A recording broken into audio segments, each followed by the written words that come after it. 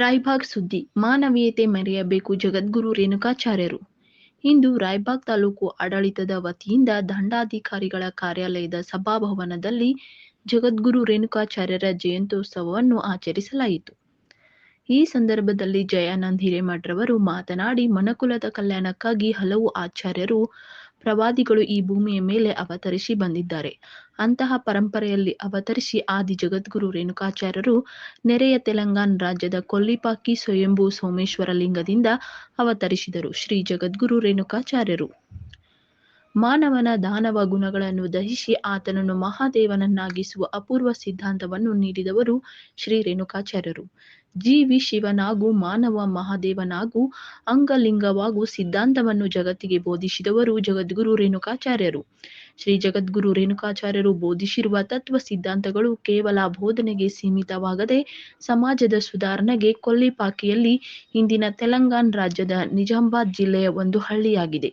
18 ಜಾತಿ ಜನಾಂಗಗಳಿಗೂ ಮಠಗಳನ್ನು ಕಟ್ಟಿಸಿ ಶಿಷ್ಯರನ್ನು ನೇಮಿಸಿ ಸಂಸ್ಕಾರ ನೀಡಿದ್ದು ರೇಣುಕಾಚಾರ್ಯರ ಸಾಮಾಜಿಕ ಕ್ರಾಂತಿಯ ಮೊದಲ ಹೆಜ್ಜೆಯಾಗಿದೆ.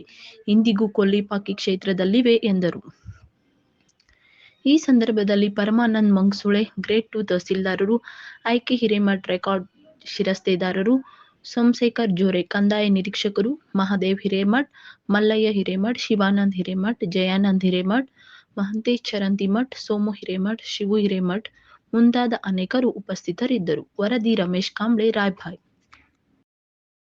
ಜಗದ್ಗುರು ರೇಣುಕಾಚಾರ್ಯ ಮಹಾರಾಜರು ಸಾಕ್ಷಾತ್ ಪರಮಶಿವನ ಅವತಾರ ಪುರುಷರು.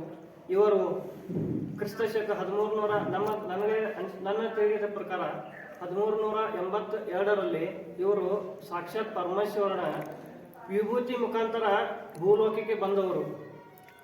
ಇವರು ನಮ್ಮ ಹಣೆ ಮೇಲಿರುವಂಥ ವಿಭೂತಿ ಬ್ರಹ್ಮ ವಿಷ್ಣು ಮಹೇಶ್ವರ ಅಂತ 3 ಗಳಿಂದ ಹಚ್ಚಿ ವಿಶ್ವಕ್ಕೆನೇ ಸಾರಿದವರು. ಇಂಥ ಮಹಾನ್ ಪುರುಷರ ಬಗ್ಗೆ ಇವತ್ತು ನಾನು ಹೇಳಲಿಕ್ಕೆ ತುಂಬ ಕಳಕಳಿಯಿಂದ ನಮ್ಮ ಜಂಗಮ ಸಮಾಜರಿಗೆ ಏನು ಹೇಳಬೇಕಾಗ್ತದೆ, ನಮ್ಮ ಜಂಗಮ ಸಮಾಜ ಇನ್ನೂ ಬಹಳ ಬೆಳಿಬೇಕಾಗಿದೆ.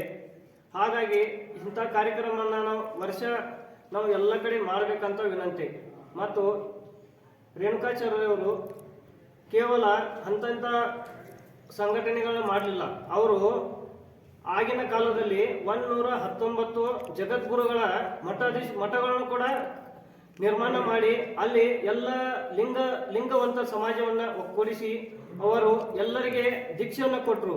ಸಮಾಜಕ್ಕೇನೆ ಒಳ್ಳೆಯದಾಗಲಿ ಅಂತ ಒಂದು ಪ್ರೇರಣೆಯನ್ನು ವಿಶ್ವಕ್ಕನೇ ಮಾದರಿಯಾಗಿ ನಮ್ಮ ರೇಣುಕಾಚಾರ್ಯವರು ಮಹಾರಾಜ ಸ್ವಾಮಿಗಳು ಅವರು ವಿಶ್ವಕ್ಕೇನೆ ಸಾರಿದರು. ನಾವು ಕೇಳಿರ್ಬೋದು 7,500 ವರ್ಷದಿಂದ ಮಾಯೂರ್ ಭಗವಾನರು ಕೂಡ ಇದ್ರು. ಅವರು ತಮ್ಮ ಧರ್ಮವನ್ನು ಕೂಡ ಏಳಿಗೆಗಾಗಿ ಇಡೀ ನಿಸ್ವಾರ್ಥ ಸೇವೆಯನ್ನು ಮಾಡಿದ್ರು. ಶಿವಾಜಿ ಮಹಾರಾಜರು 420 ವರ್ಷಗಳ ಹಿಂದೆ ಅವರು ಕೂಡ ಇಂಥ ಮಹಾನ್ ಕಾರ್ಯವನ್ನು ಮಾಡಿದ್ರು. ನಮ್ಮ ರೇಣುಕಾಚಾರ್ಯ ಕೂಡ ಆಗಿನ ಕಾಲದಲ್ಲಿ 1384ನೇ ಇಸ್ವಿಯಲ್ಲಿ ಅವರು ಕೂಡ ಬಹಳ ಕ್ರಾಂತಿಕಾರಿಯನ್ನ ಆಗಿ ಭಗವಂತನ ಸ್ವರೂಪನೇ ಆಗಿರುವಂಥ ರೇಣುಕಾಚಾರ್ಯರವರು ಇವತ್ತಿಗೆ ನಾವು ಅವ್ರನ್ನ ನೆನಬೇಕಾಗಿದೆ. ಏಕೆಂತಂದ್ರೆ ನಮ್ಮ ಪೀಳಿಗೆಗೆ ಕೂಡ ಇವ್ರ ಬಗ್ಗೆ ಏನೂ ಗೊತ್ತಿಲ್ಲ.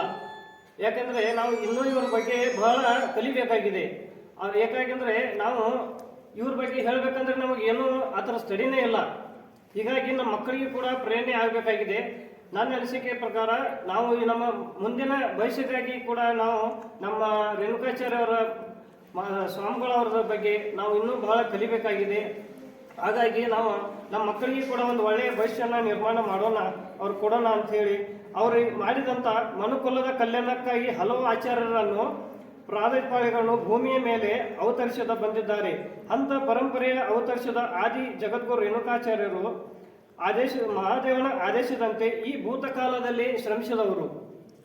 ರೇಣುಕಾಚಾರ್ಯರು ಬಸವೇಶ್ವರ ಹೇಗೆ ನಮ್ಮ ಲಿಂಗಾಯತ ಅಂತ ಹೇಳಿ ಧರ್ಮದಲ್ಲಿ ಬಂದಂಥವ್ರು ಯಾರಿಗೆ ಪ್ರೇರಣೆ ಕೊಟ್ಟಾರಲ್ಲ, ಹಂಗ ಇವರು ಕೂಡ ಆ ವಿಶ್ವಕ್ಕೇನೆ ಸಾರಬೇಕಂತ ಇವ್ರ ಸಂಕಲ್ಪ ಇದ್ದು. ಆದರೆ ಕೂಡ ಇವ್ರ ಹೆಸರು ಇನ್ನೂ ಅಜರಾಮ್ ಆಗಲಿಲ್ಲ. ಹಾಗಾಗಿ ನಮ್ಮ ರೇಣುಕಾಚಾರ್ಯ ಮಠವನ್ನು ಕೂಡ ನಿರ್ಮಾಣ ಮಾಡಿದ್ದಾರೆ. ಹೀಗಾಗಿ ನನ್ನ ಇಷ್ಟ ಹೇಳಿ ನನ್ನ ಮಾತುಗಳು